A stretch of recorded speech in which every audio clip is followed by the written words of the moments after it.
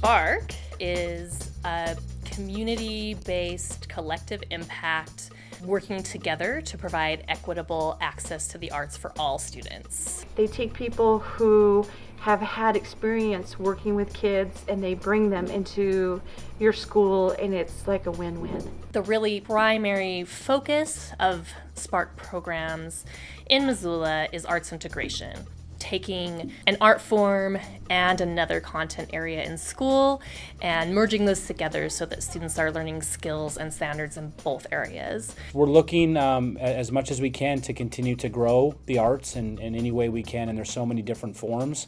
So I think the exciting thing for our staff is what fits our kids, what fits our building, what fits our classroom, and that's where that exciting, innovative, imaginative process starts.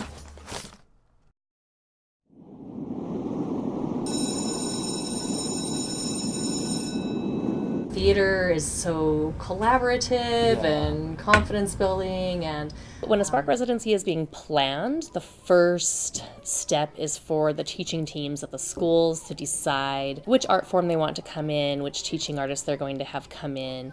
And we have a directory on the SPARC website where they can look and see what's available. And we work with about 40 teaching artists and arts organizations in the community, so there are a lot of options. When we met Rosie for the first time, it just seemed like she was someone who we gravitated toward. I sent Kevin and the other teachers a list of the things that I have been teaching with the 4th grade, and they got really excited about several of the ideas. And Rosie ran a few kind of like general exercises, acting exercises with us, and it was just, we had such a good time that we thought, well, this would be perfect for the kids.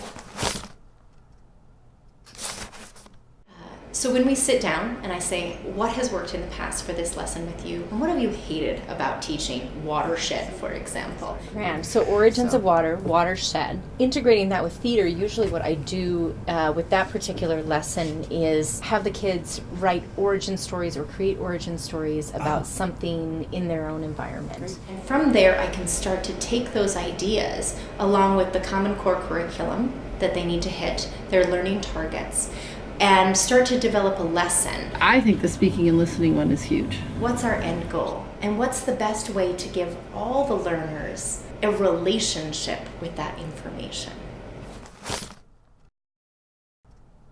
The first session tends to be stronger in the art form because that's often a new way of learning and experiencing school for the students.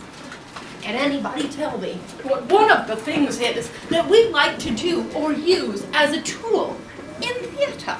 Yes, movement. Our movements. And start to give them 2 to 3 words of vocabulary within the theater language. We were using Tableau. Yeah, Tableau and pantomime. Pantomime, our voices and expressions of our face. Everyone put your eggs on your head. Let's put 2 on there, because I'm going to blow your mind. 1, 2, 3, explosion. What is the last tool that we like to use? Imagination. Our imaginations. And what they don't realize, which is really cool about integrated arts, is that I already have the vocabulary list of what we're learning about in our science and social study curriculum, and I'm peppering those in. Some sort of tale that had to do with erosion. No, you're sitting Be like this. I'm hard. And then be like this. We did the erosion as a little play. So we have rocks and wind and water. What are you guys? Rocks. And at the end, a person would tell us what our play was about. Ginger, you were flowing onto Mike, which was destroying him, and Taylor, you were destroying Jaden by being windy. Could you use another word besides destroy? Erode. Oh! I was not expecting science in theater, and I thought that's really cool to learn about that stuff while you're having fun. Perhaps they wanted to break apart. They wanted to change and become somebody new. They don't really expect it to be connected to their other curriculum, and then there's sort of that aha moment where they realize, we just learned something about science. By the end of the lesson, every single day they will have had interaction with me with their academia curriculum and their theatrical curriculum. We saw what erosion was and how it worked, and then we made like these pictures that moved and we didn't use talking that showed how erosion works. Yes, I had a lot of fun. After each session, we sat down and debriefed about how things went. Should we continue going down this direction, or should we, and how should we build off that? In the idea of collaborating with the teacher, that communication and respect are two of our biggest allies. Give a small round of applause for Mr. Captain. I felt very hands-on during this process. She was able to incorporate us as staff. I'd be standing back there and suddenly, and what do you say, you Mr. Cashman? And suddenly I'm part of this improv game, you know? And I think that really, it just made everybody feel at ease and let their guard down and have fun. Each of those sessions built to this culminating session today, which gave the students an opportunity to perform in front of one another. We always create a culminating event that has some aspect of audience. With the lower grades, I try not to make it a huge pressure. We're not trying to make a perfect product where everybody says the right line and everybody wears the right costume. We want them to create something, and that's what makes integrated art, is they get academia and arts, and then they create something that is theirs. Our idea initially was to get the students more kinesthetically involved in the changes that our watershed has experienced over the last century. By the third session, it was clear that the beaver focal point was where we wanted to go with this, because the students were having so much fun with it. We were really enjoying it, and beaver tied it all together. We did the final bits of our tableaus and pantomimes with our dialogue. As a hunter, I used to love to eat beaver tail, but now that it's illegal, I like the dessert from Canada called the beaver tail. Guess I can't hunt anymore. I was absolutely amazed at all the things that the kids had learned, you know, without a pen and pencil in front of them. So, we learned about like how to act and how not to be scared.